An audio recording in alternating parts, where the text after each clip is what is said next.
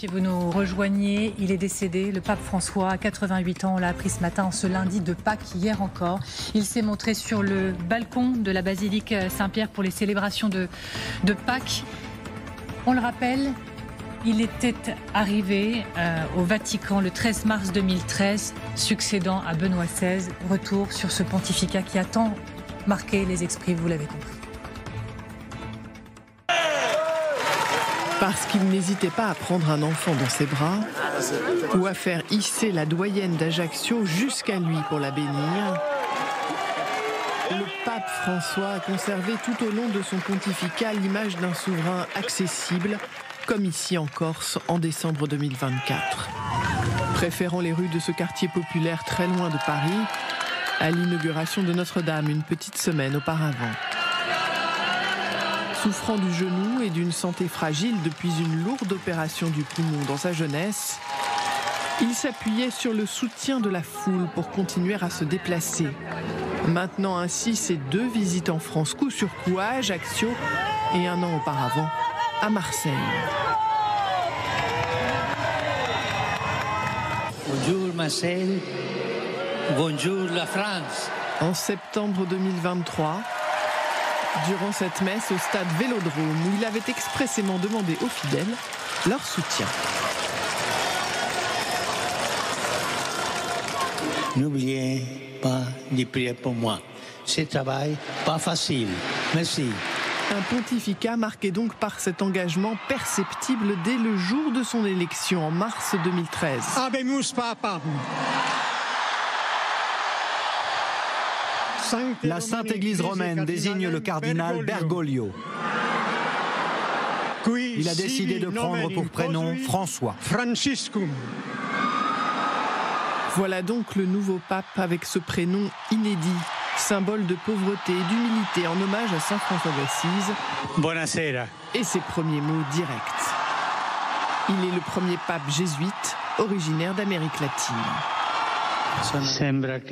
On dirait que mes frères cardinaux sont allés chercher l'évêque de Rome quasiment au bout du monde.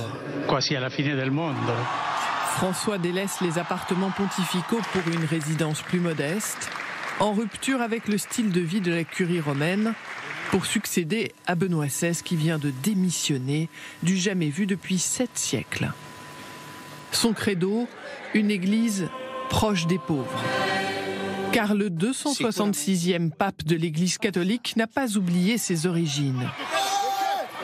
Né en 1936 à Buenos Aires, en Argentine, il conserve de son enfance une attention toute particulière aux plus faibles, malades, chômeurs, exclus. Son tout premier déplacement a lieu ici à Lampedusa, en Italie, auprès des migrants africains, pour dénoncer ce qu'il appelle la honte des morts en Méditerranée. La culture du bien-être nous rend insensibles aux cris des autres. Cette globalisation de l'indifférence nous a privés de notre capacité à pleurer. Ce jour-là, il décide aussi de faire monter dans son avion 12 réfugiés syriens jusqu'à Rome. Le pape François sait donc se mettre en colère. Écoutons-le dans ce quartier de Naples tenu par la mafia. Une société corrompue, elle pue. Et un chrétien qui se laisse gagner par la corruption, il pue. À manier avec précaution pour son autre obligation, la diplomatie. Cette photo avec Fidel Castro en 2015 a fait le tour du monde.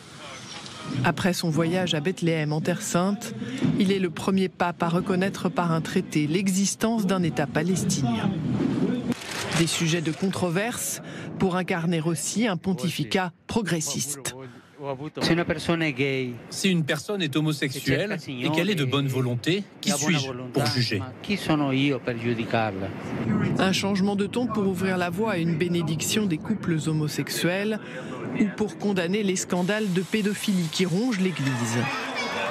Mais sans jamais trop s'éloigner de la doctrine catholique sur les sujets de l'avortement ou de l'euthanasie.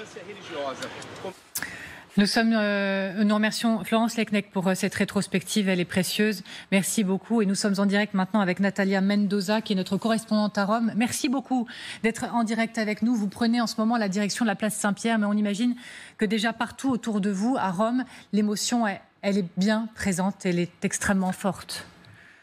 Oui, effectivement, l'émotion est extrêmement forte ici en Italie, à Rome. Les réactions, les messages de condoléances affluent du monde entier. On commence à voir les fidèles qui sont stupéfaits à l'annonce de la mort du 266e pape de l'Église catholique, un pape qui était très populaire. Et aujourd'hui, c'est une journée dramatique au Vatican suite donc à cette annonce du bureau de presse du Vatican. Le cardinal Farrell qui a annoncé donc ce matin la mort de l'évêque de Rome, le pape François, à 7h35 du matin.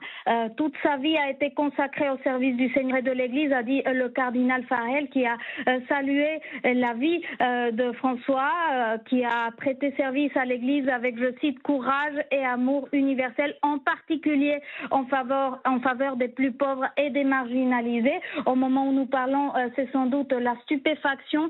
Cette annonce a eu l'effet d'un coup de tonnerre au Vatican, où tout le monde est encore abasourdi par cette nouvelle, alors qu'on avait vu le pape hier lors des célébrations de Pâques. Il a voulu apparaître en public après la messe de Pâques. Il a adressé quelques paroles à la foule en liesse depuis le balcon de la basilique Saint-Pierre. On a écouté sa voix très affaiblie. Le pape qui a tenu à cette rencontre avec le peuple catholique à la fin de la bénédiction Urbi et Orbi. Il a fait un tour en papamobile, un tour de la place Saint-Pierre. On a pu voir comment il a béni plusieurs bébés. Il a salué la foule. Les cris « Vive le pape, vive le pape !» Un grand moment d'émotion pour toutes les personnes présentes qui pensaient que le pape était dans le chemin de la rémission, qu'il avait multiplié ces derniers jours les sorties publiques. On l'a vu pendant la Semaine Sainte, le dimanche des Rameaux, à la fin de la messe, il s'est présenté sur la place Saint-Pierre pour bénir la foule. Jeudi Saint, il a fait une apparition dans une prison romaine. Il s'est entretenu avec un groupe de détenus. Hier, samedi, on l'a vu se rendre dans la basilique Saint-Pierre pour prier dans une des chapelles.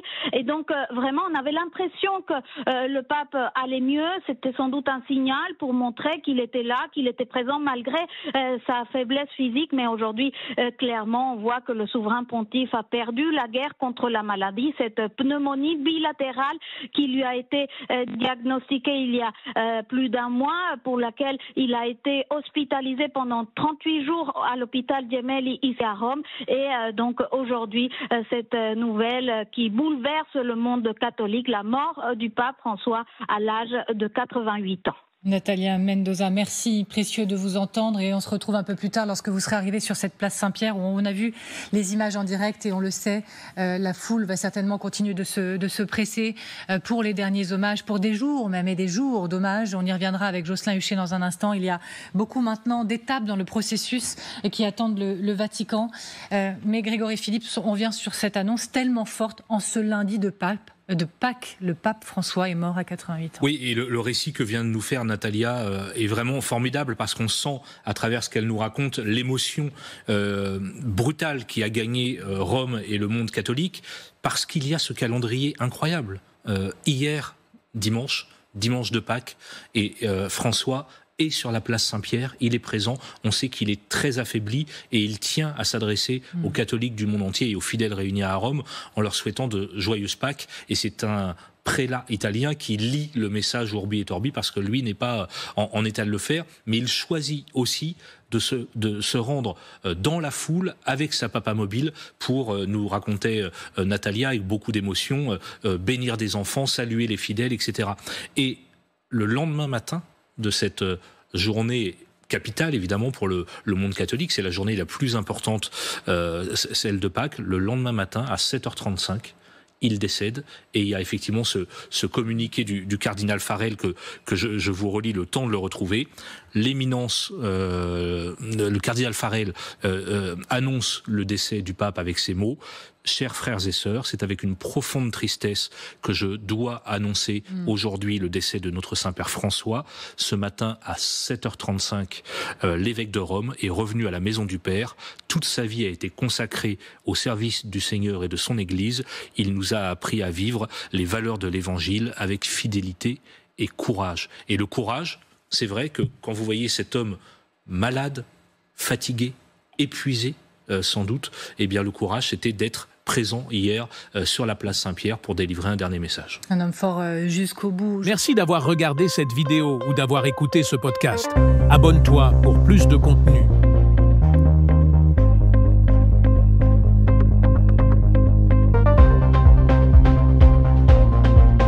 Merci d'avoir regardé cette vidéo ou d'avoir écouté ce podcast. Abonne-toi pour plus de contenu.